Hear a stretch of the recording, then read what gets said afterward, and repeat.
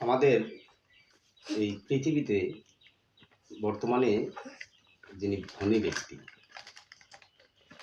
সবাই তাকে চিনবেন। তাকে চেনা আসলে যারা ধনী হতে চায় তাকে নিয়ে স্টাডি করে। তিনি হলেন বর্তমানে এই ফোর্বসের রিপোর্ট অনুযায়ী তার নাম এলন মাস্ক। তিনি প্রায় 380 বিলিয়ন আমেরিকান ডলারের হিসাবে সম্পদের মালিক। তো পৃথিবীর লোকেরা আসলে মানুষকে যেই ক্যাটাগরিতে বিচার করে, বিশেষ করে টাকার ভ্যালুতে বিচার করে, সেটা হলো ওই টাকার ভ্যালুতে যার টাকার অ্যামাউন্ট পৃথিবীর সবার উপরে, সেই ধনী, পৃথিবীর সেরা ধনী। তো এলন মাস্ক, তার এই বর্তমান বয়সটা হলো 53 বছর। এই 53 বছরে সে বিপুল পরিমাণ অর্থ সে উপার্জন করেছে। তার উপার্জনের মূল উৎস কি?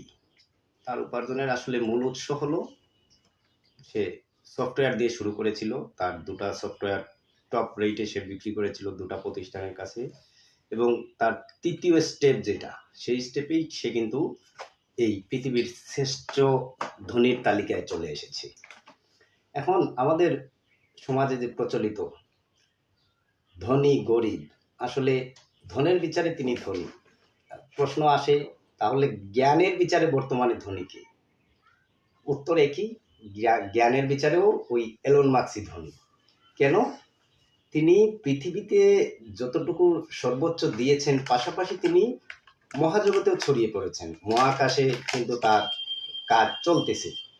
তো এত অগ্রশীল মানুষ আর পৃথিবীতে নেই। আমরা সবাই ধনী হতে চাই, কিন্তু ধনী হওয়ার জন্যে যেই মূল মন্ত্র প্রয়োজন, সেটা কিন্তু আমরা কেউই সেদিকে ফোকাস করি না।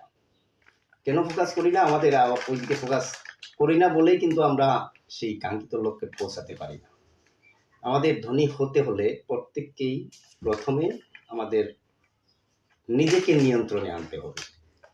যখন আমরা একটা চেইন অফ কমান্ডের ভেতর দিয়ে যাব, চেইন অফ কমান্ড বলতে আমি বুঝাচ্ছি এটাই যে ক্রম বা বিন্যাস বা ধারাবাহিকতা। আমরা যখন একটা ধারাবাহিক পর্যায়ে নিজের মাইন্ডকে সেট করতে পারবো, আমরা ইনশাল্লাহ ধনী হব। প্রত্যেকেই ধনী হবে, হোক সেটা টাকার বিচারে, হোক সেটা জ্ঞানের বিচারে।